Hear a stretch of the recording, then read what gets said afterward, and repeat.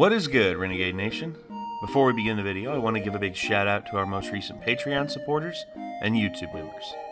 Elusive Fox, Goliath Burrito, Ceravix, Manut D02, Crispy Bacon, Julian Hernandez, Christian Simpson, Felix Osborn, William Fate Ward, Joseph Allen, Aaron Bates, XS7, Marcus 303, R. Griffin, Andrew Larman, Brady, Brian Imika Njoku, Zyman K, A7503, JK844, Ash, T Sunset, Charlie Wren, Timothy Kuene, and Borther Byron. And I would also like to give a big shout out to our executive producers, Bevan Brummett and Hades Belt, and welcome our new executive producers, Tavon and Alaskan Josh. Thank you all very much for your support. And if you want to become a Patreon supporter, feel free to click the link in the description to find out more. We'll see you there. Tally-ho, lads! Lightsaber time, baby. Use the Force, young Padawan. Oh my god! Here we go, by God. Yep, we got ourselves Dead quick. Avatar and My Hero Academia. Two shows that I have enjoyed the hell out of, and two shows that we have reacted to up until this, My Hero Academia is not done yet, and Avatar, people are saying, you need to watch Legend of Korra, which maybe we will, maybe we won't. I don't really know. I guess we'll have to see. But, I've just heard so many bad things about it. I watched the first, I watched the first season all the way through, and I loved it. The first season I thought was pretty damn good. After that, it was around season, third or fourth episode of season 2, I was just like, yeah, I'm not feeling this. And I just peaced out. I didn't watch anymore. But I still enjoyed the hell out of Avatar. And I still enjoy the hell out, and I'm actually loving My Hero Academia more and more the more we watch it. I mean, this show, or that show, is tremendous. And in it are two protagonists who bear scars on their face and are known for tragic father figures. And they use fire. Well, yeah, both use fire, but the other one uses ice as well. So it literally says in the title, so I'm going to go ahead and argue with everybody right now that's not going to agree with my decision on this whole thing. It literally says Zuko versus Shoto Todoroki, Avatar versus My Hero Academia. So this does not say anything about Legend of Korra. Yes. So what did you see Zuko ever do in Avatar that makes you think that he has any fucking chance of beating Todoroki, who can make giant fucking ice walls appear out of nowhere? Ever. No real chance. If I'm being honest. I mean, and Zuko, everybody's going to be like, oh, you're always going to argue the anime, you fucking weeb over it. Well, It's like, no, literally, this character in this anime, whether they were in anything else or not, if I'd seen them do the exact same things, whether they were in a comic book, whether they were in a live-action movie, don't give a fuck about the media they're from, the medium that they're from. I have not seen a single thing throughout watching all of Avatar that makes me think that Zuko would stand a chance against Todoroki. The only thing that Zuko could do that would take Todoroki off guard is if Zuko was able to command lightning, which he was never able to. He was only able to redirect it. That's it. Mm-hmm. Todoroki can literally summon half an arena full of ice from the shift of one hand. I mean, look, and I want to believe that Zuko's going to win, because I love Zuko as a character, but I also love Todoroki as a character. But in terms of power disparity, I got to go with Todoroki on this. And at the end of the day, I got to say that if you're going to get triggered and angry in the comments and just be like, oh, it's just a fucking... it's fucking fictional characters. Why are you... No. That's me. No. Oh, it's just fucking fictional characters. Why are you so mad? No. Like, shut the up. amount of people who got mad at us over the whole, Popeye and One Punch Man, or Popeye and Saitama. Here's what I got to say about that. Look. Sit on it and rotate. We I could say that too, but at the same time, I will say this. People want to take it as though we were being super serious about it. It's like, oh, I can't believe it. It's like I'm just like, we're being too super serious about it. Like, that doesn't at all sound like all y'all either we have a reaction. We have a reaction that's genuine, and or we don't have a reaction at all, and we like control ourselves. And either way, no matter what we do, people are always going to be like, oh, you all are too, like, you all don't have any reaction to this. Not interesting. Oh, you all didn't have the right reaction, so I hate you. It's like, get over yourself. Please. Please. Just understand that this is the internet, and I know that by us putting that out there, we are opening ourselves up to have people pretty much fling shit at us. And you know what? That's fine. And people like to always be like, oh, you're not immune to criticism. And I know I'm not immune to criticism. Like, criticize all you want, but if your argument sounds dumb to me, I'm not going to listen to it. Well, and if your argument is literally just like, I hate you, you're dumb, therefore you're wrong. That's not an argument. That's literally like you disliking me and hating me over a video on the internet. Look, if I came into your house and slapped your mom across the face, then you have a legit reason to hate me. You developing a hatred for me because I have an opinion on the internet, grow up. Grow up. Or don't, because our numbers are really good. Because honestly, it doesn't matter. The more comments you all put down in the comment section, the more money we get anyway. And yeah, I know you can see dislikes now, and I don't care. Put as many dislikes on this video as you want. Hell, I can see the ones on Death Battle right now. Hey, look, I'll show you. Yeah, Death Battle has 11,000 dislikes on this. And honestly, I'm expecting some people to be butthurt from this. I mean, we're going to have to see. Anyway. My whole thing at the end of the day is I'm not ever butthurt because they did this a certain way. I'm just saying I don't agree with it. Like, fair enough. You know, and that's exactly what I said with Popeye and One Punch Man. I said, I don't agree with it. And that pisses everyone off because they're like, oh, you should agree with it because it makes sense. And I'm just like, it doesn't to me. No. It's like, if you're just gonna put two characters together and you're gonna say this character wins because, oh, cartoon bullshit, what was the point? Well, Rubber Hose. Why not try to take what you can measure and put those two things against each other if you're gonna try to measure it and make it like a contest, like in this sense? Why not? Because otherwise, what's ever the point of putting any character and anything that's semi-realistic against a character from something that's got cartoon bullshit going on? They're going to win every time. And that's just, it's not as interesting to me to make a death battle that way. And that's why I don't agree with it. And like, if that makes you angry, fuck, be angry, man. Like, all right, let's go ahead and get into go this. Off. Here we go. Whatever. With all those cool anime heroes out there, there's bound to be plenty with angsty daddy issues. You mean like you? Don't be silly, Wiz. I'm not an anime character. Like Prince Zuko, the firebending hunter of the Avatar, The Last Airbender. And Shoto Todoroki, the prodigal son of fire and ice from My Hero Academia. He's Wiz and Prodigal son? And it's our job to analyze their weapons, armor, and... What? I mean, as far as my definition of prodigal son is concerned... Prodigy. He said prodigal son. Yeah, which is prodigious. Prodigal. Prodigy. I was always taught from the Bible and everything that the prodigal son was the wasteful, like, essentially, like, ungrateful, like, goes off on their own, doesn't give a shit about what their parents try to do for them.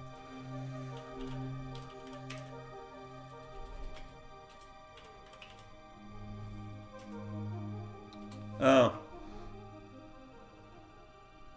Spending money or resources freely and recklessly, wastefully extravagant. Having or giving something on a lavish scale. So I was going to say, that's... Hold on. I can see where you get that, but apparently it's not actually rated a prodigious. I always heard it was like... Prodigal is a different thing from prodigious, basically. I think maybe they were maybe they should have put prodigious in the script.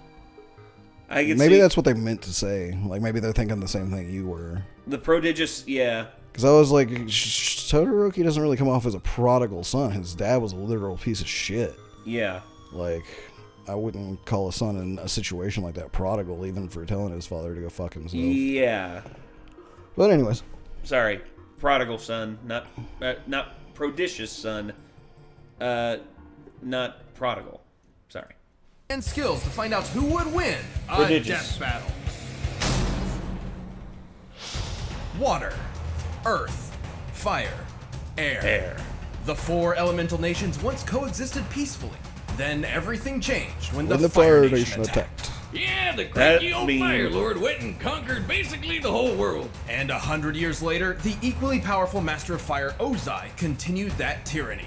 Many believed his rule would one day pass to either his daughter Azula or his son Zuko. Yeah, Fire Dad was way too ego crazy for that. He drove Azula mad, even though he did clearly favor her. Poor little Zuko got screwed over from the beginning. Can you imagine your dad saying that while your sister was born lucky, you were just lucky to be born?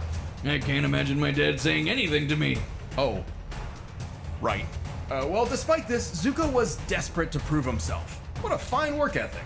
But he's screwed up by talking out of turn in a big boy meeting. So naturally, his dad took him aside, sat him down, and taught him the importance of respecting others. No. Oh, wait, just kidding. He burned his friggin' face off. Holy shit! With his new scar came a new mission. Zuko would hunt down the elusive Avatar, the one threat to his nation's rule, to prove himself to his father and regain his honor. Which is just a nice way of saying he was banished so he could never come back. Just like my dad didn't. Though, frankly, Zuko did have the talent and training he needed to capture someone even as powerful as the Avatar. Damn right, he's a fighting pro. The dude's strong enough to shatter metal chains with a kick. He's super skilled with martial arts, dual swords, and oh yeah, firebending. As a firebender, Zuko harnesses the light of the sun to summon flames from thin air. Wherever fire remains alight in an area that's not too cold, he can manipulate or bend it to his will. I mean, if I had to pick between swirling water around, tossing a few rocks, or farting hot air all the time, I would definitely go with firebending. It literally means you're a living flamethrower. Plus, it's surprisingly versatile. Aside from simply creating, launching, and moving flames, firebending can be used to heat objects, melt through ice prisons, and even defy gravity. Is that guy flying? With fire? Awesome, how does that even work? Propulsion. Well, for every action, there is an equal and opposite reaction. Newton's third law. By creating a rapid series of explosions an inch or so away from the palm, the air in between the hand and fire is launched toward the user, thereby creating propulsion. Yeah, firebending isn't just about creating fire. It's about creating a bunch of it. So Zuko can make large, long-lasting walls of flame to protect himself and keep enemies at a distance. That stuff's hot, you know. Yeah, it's fire. You know, I've actually rigged up my arm to replicate the technique of firebending. Dummy, if you'd please. Another test. How thrilling. Now, this isn't as simple as just pointing and shooting. Firebenders fuel their flames with their own breath. And using it at all requires a fierce understanding of martial arts. What are you trying to do, the Macarena? Zuko's favorite form, the dancing dragon, draws primarily from northern Shaolin Kung Fu. That's a Chinese martial art that's all about agility, wide stances, and aggressive attacks. A perfect mix of speed and strength. Like this. Whoa! Wiz, why? Ha ha ha. Anyway, the fire that benders like Zuko can generate is extremely hot, capable of melting through a cast iron door hot. This would need to be over 1200 degrees Celsius. And while Sozin's comet was boosting his powers, Zuko's uncle Iroh blasted apart the giant outer wall of Ba Sing Se. There is no war in Ba Sing Se. Until Iroh comes a-knockin'. I mean, that's like the thickest wall I've ever seen. Second only to the emotional walls between me and my dad. Even without We get it. You don't have a father figure. Sozin's comet, which I'm joking. Sorry, Boomstick. only appears once every 100 years, Zuko has more than enough firepower to level a building. That's no laughing matter for any person or building. He's even quick enough to catch lightning and use his fire powers to redirect it wherever he wants it to go. Kapow! Suck it, Dad! Oh shoot, wait, did he just shoot his dad with lightning? Zuko's quest for the Avatar led him down a different path than he expected. Inspired by his kind uncle and the Avatar himself, he joined the heroes on a new journey, one of self-discovery. Yeah, turns out he didn't need his dad's approval after all. He just needed to approve himself. Now that's character development. Zuko's definitely had a heated redemption arc, and now that he's the Fire Daddy, Fire Lord, his honor keeps burning brighter. Are you crushing on Zuko? What? No. Yeah, you are. It's okay, Wiz. Everybody does. Hello, Zuko here. Zuko's character development, I would say, is probably some of my favorite ever. Because his development from this child who's like has a searing like drive to get his father's approval, to literally his own discovery is like, this is not who I am. I'm better than this. And then eventually his rivalry and then eventual friendship with Aang. It's beautiful. And he's not the only one that goes through a tremendous character development. It's one of those things where it was like, I really liked it, but it was also a little predictable. To a certain extent. After a point, anyways. Like, you know. We'd seen it to a certain extent with other characters. Well, like with Dragon Ball Z, I wouldn't say it's predictable until it is. Because the first time it happens, you're just like, wait. Okay. And then you start to realize that every single villain is eventually just going to be friends with Goku for some fucking reason. Even the one despite all the horrible things they previously did. Impossible. Like Kid Buu. It's like, oh, Kid Buu. Oh, he'll it's like, I hope we can be friends again someday. And even the ones that he reincarnates him as Oob. Yeah, it's like, come on, even dude. the ones that straight up murdered his friends, he's still friends with them at a point. It's weird. Well, it's because it's easy to do that whenever you have some Dragon Balls, and also Senzu Bean. It's still easy to do that. It's easy to become friends whenever you can resurrect the dead. But my favorite character development, I think probably of all time, right now. Mm-hmm. And this is a testament to how much I really like the show, and some people might find it surprising, but I fucking love Sam and Bucky's character development in Winter Soldier and Falcon and Winter Soldier. Yeah, Captain America. That was some of my favorite character development I've ever seen, because it's great. It was like one of those things where a lot of other series would have just glossed over that. And yet they used it to tell an amazing story that put both of those characters from point A to point B in an amazing, just an entertaining way.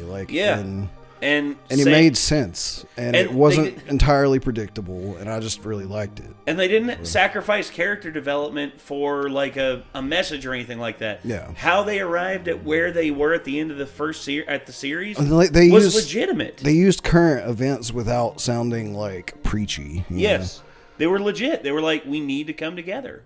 We need to understand that we are all different, and that's a beautiful thing to portray. Mm-hmm. Anyway, sorry. Welcome to a world where the supernatural is natural, where more than 80% of the population possesses superhuman abilities known as quirks. And because everyone loves to game a system, there's a superhero leaderboard. At the very top of it stands the ultimate hero, All Might. All Might's feats and reputation were incredible, a true symbol of peace for everyone. That is, everyone except the hero perpetually stuck at rank number 2. That's Endeavor. By the way, I don't know if I've showed everybody this or not, but I had to do it after that one episode, and I love that I did. I said I was going to do it when I heard it in the episode, but this is my current ringtone from my phone. A phone call is here.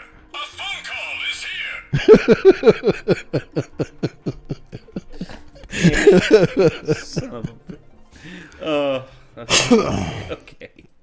All Might, but his literal firepower was just never enough. But if he couldn't do it himself, he would vicariously through his own heir. Thus, he made the desperate decision to arrange a quirk marriage. Basically, he paid a family off to get a wife with an ice quirk and popped out kids until he got the right quirk combo. Gross. Feel like I need a shower. After 4 attempts, they finally spawned the child he was looking for. Shoto Todoroki. Eugenics. Half cold, half hot. Literally, right side's ice like his mom, and left side's fire like his dad. Endeavor quickly separated young Todoroki from his supposedly lesser siblings, ruthlessly training him to become the most powerful hero in history. Surprise! Things didn't go so well. He drove Shoto's mom totally insane until she broke. Pouring boiling water on her son's left side, because it reminded her too much of him. Okay, This is getting super heavy for a colorful cartoon about superpowers and frog people. Fortunately, Yeah, it gets Todoroki pretty heavy. never truly fell for Yeah. his father's disgusting manipulation. He attended UA High School, a hero academy, and worked to use his power for good. But just his mom's power. Why use fire when you can stick it to the man? The man being a big scary fire dad over there. Anyone else notice his facial hair is made of fire? Yes. How does that work? From his right side, Todoroki can summon intense bouts of cold, freezing the air or even creating massive glaciers of ice. Talk about overkill! And like a good edgy teen, Shoto named this super iceberg something badass. See, if he didn't have the ice, then I would instantly say that, well, Zuko wins. Yes. Because fire bending is not just the ability to conjure fire, but control it. And so a quirk would normally be the ability to, it was like, hey, he can throw fire, like, you know, like, I mean, depending on the description of the quirk, it's like, it could be, he can control fire. And then I would say, like, he has, you know, a possibility, but it seems like he generates fire. I don't think we've seen him ever control, like, another flame with his power. He can only control his Because own he would flame use that like he his creates. ice to put out flames if he was like, you know, fighting a fire at a scene or something like that. You would think. Yes.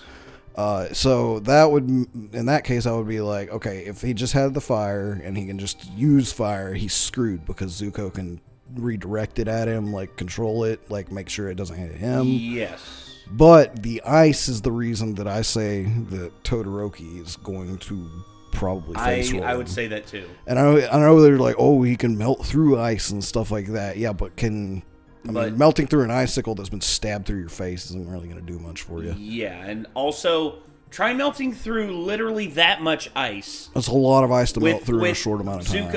With Zuko's firebending. And I mean, they could argue that like, oh, well, Zuko's firebending can get hot enough to melt through this metal door, so therefore it could instantly like melt any ice in the vicinity. Like, and it's just like but maybe, that much? but Well, I mean, it's just a matter of him being caught off guard or something, you know? yeah. Anyway. Oh, you can just taste the self-loathing.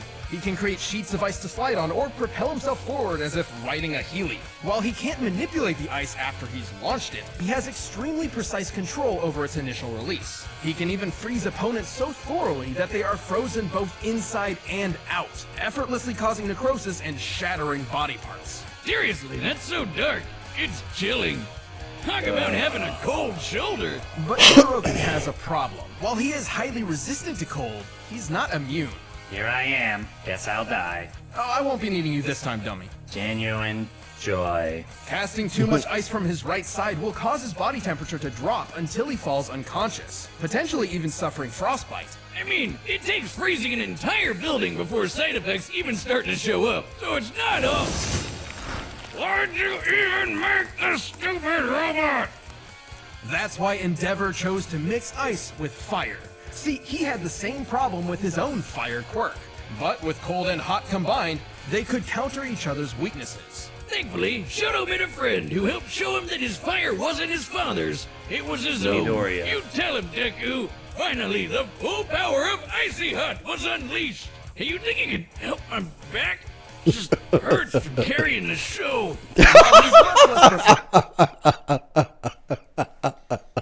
Damn. Burn. It's appropriate given his considering life. an episode about fire. Burn. Burnt. Lack of experience with it, this half of his quirk is identical to Endeavor's. His fire is hot enough to melt Tetsu Tetsu, whose body can turn to steel, which means it can reach temperatures over 1600 degrees. He can blast fire like a raging that's hotter inferno, than or Zuko's walls of door flame melting to fire, block off too. areas, Yeah. and use his evil dad's signature Even though I still technique. think Zuko could turn it on him. Ash fire. Flash fire is a method of compressing flame under super hot temperatures before releasing it in a single strike. Endeavor can also shape his fire, use it to cling to walls, and fly. But even if he is a huge dick, Endeavor was kinda right. Fire and ice combined put both quirks at their best. Shoto's one of the best in his class, taking hits from a tank like Deku, fighting top-tier foes like Stain, and keeping up with classmates like Bakugo and Tokoyami, who can block Kaminari's electricity. And while he's often criticized for relying too much on his quirk, Todoroki is incredibly smart and a quick thinker, reading and setting traps for his opponents in the blink of an eye. And after all that craziness, he finally patched things up with his mom, and somehow even inspired his dad to try and be a better person. What a nice story. I wish he could inspire my dad too. Not Mama, though. She's already perfect. Well on his way to becoming a successful hero, Shoto Todoroki no longer fights in spite of his father, but for himself and the sake of others. There we go. I'll be a hero. All right, the combatants are set. We've run the data through all possibilities. But first,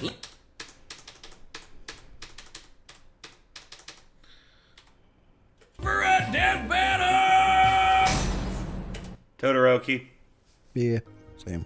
I don't really have much else to say. His powers sort of speak for themselves, and I just think he has too much firepower, no pun intended, for Zuko. So, yeah. I literally don't think the fire is going to be the factor of why he wins at all. It's just going to be like he can heat himself up, obviously, to keep his ice under control long enough to beat Zuko with ice, is what my opinion is. Know what I mean? Yeah. Like his fire's not going to come into attacking Zuko because he's going to have it sent back at him. And then once that happens, he's going to be like, all right, ice it is. And he's going to use his fire to regulate his body temperature to be able to continue using the ice to the point that he can win. Yeah. All right, let's go ahead and get to it. Here we go.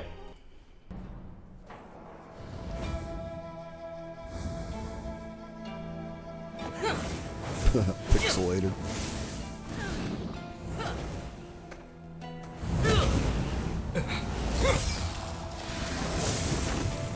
A villain? You'll pay for that. No, wait. I'm not the bad guy here. I mean, not anymore. Your actions say otherwise. Wait. Fire, like my father. I'll prove I'm better than both of you!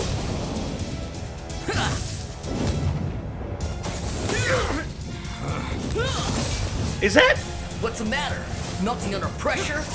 Dante Bosco as Zuko? I was going to say Zuko sounds like Zuko, but Todoroki doesn't sound like Todoroki. Yeah. He's just Like me.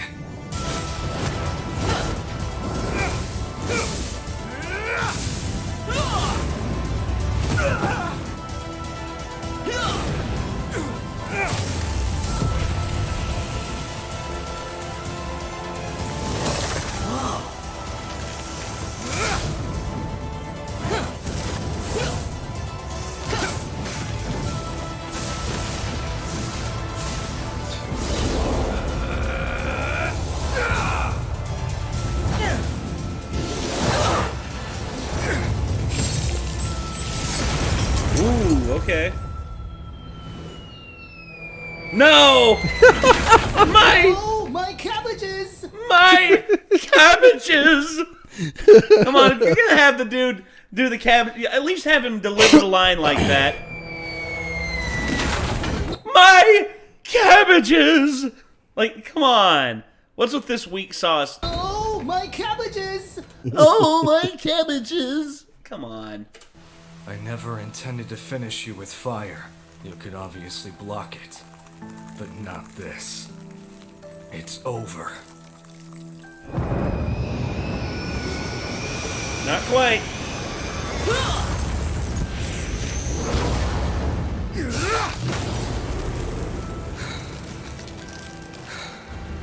I don't care how much power you have.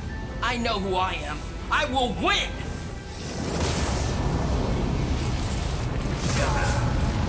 Then I'll have to go beyond. Plus Ultra. Las Ultra! Uh-oh. There we go. Restrict his movements. Also shut his mouth so he I am can't the fire Fire breathe. Lord. I will win this for my honor!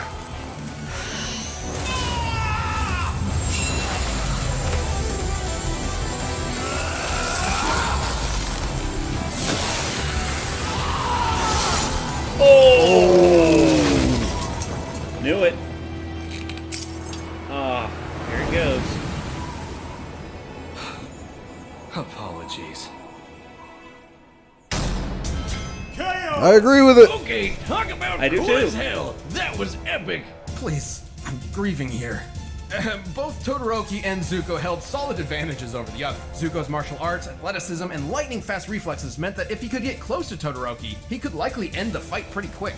But Shoto's no slouch. The guy may be better at long range, but he's been in scraps before. Like with the super fast, super deadly hero killer Stain. And with all that ice popping up everywhere and his own super sliding and boosting skills, Shoto made it hard for Zuko to get close for long. Plus, the speed difference wasn't all that drastic. Todoroki's fellow student Tokoyami's Dark Shadow blocked Kaminari's electricity after it had been fired. Quirks are not magic, and there are very few ways for electricity to travel through the air. Lightning is essentially an ionized path that electricity travels through. Kaminari's quirk must use the same method. Dark Shadow blocked Kaminari, Bakugo dodged Dark Shadow, and Todoroki can match Bakugo in a fight. Bada bing, bada boom, that's lightning fast reflexes, baby! While Zuko certainly had more control over fire, Todoroki could easily repel his firebending with his own flames, not to mention the clear difference in temperature. Yeah. Zuko may be skilled with fire, but he's not immune to it, nor did he have any reliable counter for fast and massive ice attacks. We don't even need to bust out the calculator for this one, Wiz. That stadium is circled by a 4-kilometer trek. That's huge! And the edgy ice wall covered That was almost the half of it immediate in thing less that than a popped into second. my head when I heard Yeah. Todoroki versus Zuko. I was like, that popped into my head, and I'm just like, Todoroki. Todoroki all the way, basically. Yeah.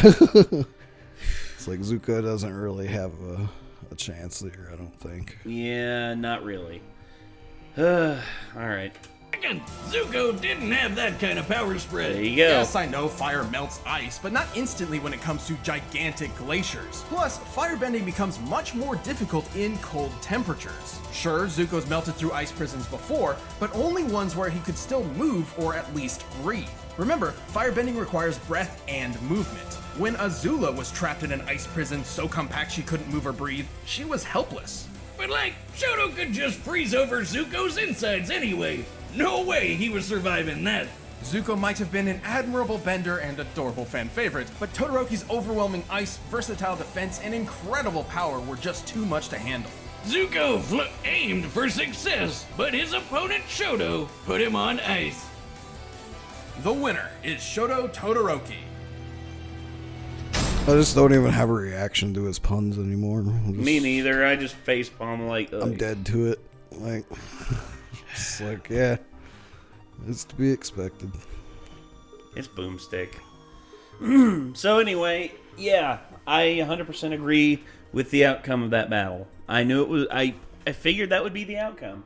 I figured as much. I feel like that was literally probably one of the most mismatched battles I've seen so far. Yeah. Because up to this point, they've all been kind of like, yeah, well, they could potentially do this, they could potentially do that. And I'm like I said at the beginning of the video, it's like, what happened in Avatar: The Last Airbender that makes you think that he would have a chance of beating Todoroki? Now, I can't speak for Legend of Korra, because he could do some crazy ass shit in that would up the game. Yes. But I haven't seen it. So as far as I know, if you're just going Avatar, then my answer would be Todoroki every time in that. Yes. And I mean, I see why they pit them against each other. They both got scars on their faces and use fire. It just kind of makes sense. And they both have daddy issues. Yeah, exactly. So they're similar in that regard, but in terms of their power disparity, Todoroki just has a much greater advantage. So it's basically like, I mean, you have two guys that use fire, right? But one has a gun. Probably going to give it to the guy with the gun. You have two guys that use fire, but one can also use ice. Probably giving it to the guy that can use ice. Yeah. So he literally has an extra power. Like, if it's anything, not you know fair. what would have been a more even one? If it would have been Zuko versus Endeavor. I cannot remember how the mechanics work, but I am thinking that certain characters have certain spells in Chrono Trigger, and I can't remember. It's been too long since I played, but if I'm thinking right, and the same character, No, I think it's two different characters. Like, if you have both those characters, and I think it's the princess and the mechanic girl, like, if they combine their ice and their fire magic, you get a really big, like, extra destructive spell called Antipode. Mm-hmm. Like, something like that. Like, somebody who had both. Someone had both. Huh. or, you know, a duo that had both. Yeah. I'd say they could probably beat him. Let's see. Sorry, I'm looking for what's his name? Firestorm. Yeah, that'd probably be the one I would say would go good against. Probably go good against Zuko. I was looking because I remembered the character from Injustice, and I need to go ahead and make a third Injustice game already, guys. I mean, the second one was amazing. Sorry. Anyway. I mean, obviously somebody like the Human Torch would probably just be, you know, completely unfair against either of them. Well, Human Torch, I think, would get... So I think the Human Torch, like, could even, like, probably burn out of the ice if he was completely encased, if I had to guess, but I'm not 100% sure. Well, how his powers work. But here's the thing, Johnny Storm is still human. Johnny Storm is still 100% human. And if you're able to pierce his body in some way, then basically you can... And plus, in several continuums of the comics, Johnny Storm's destroyed himself by going too far with his firepower. Oh, he has? Okay, maybe not then. Yeah, I mean, again, it just depends on what continuum you're talking about. But, again, that's comic books, so there you go. All right, so you know what I would actually do instead of Todoroki versus Zuko? What's that? Is Fire Lord Ozai versus Endeavor. Ooh, that'd be a good one. That'd be a really, really good one. Because that's a more even match. I think it is, because Ozai is tremendously, like, powerful, and so is Endeavor. Both of them can fly, both of them can use fire in very dexterous ways. Dude. Like, you would really have to look very closely at the numbers to pick the winner of those two, I feel like. I think so, too. Sorry, I didn't mean to kick the mic. It's okay. So anyway, I think that's going to do it. That was that was Todoroki versus Zuko in the Death Battle. So hopefully you all enjoy. If you want to see more from Death Battle, click their name in the title of the video. If you want to see more from us, be sure to leave a like and be sure to subscribe. And until next time, I'm Nate. I am Nick. See you later, everybody. Peace. Backtrack, turn back the pace. Lights, be so rough. Time just tough. Life stays that way. Time just hard.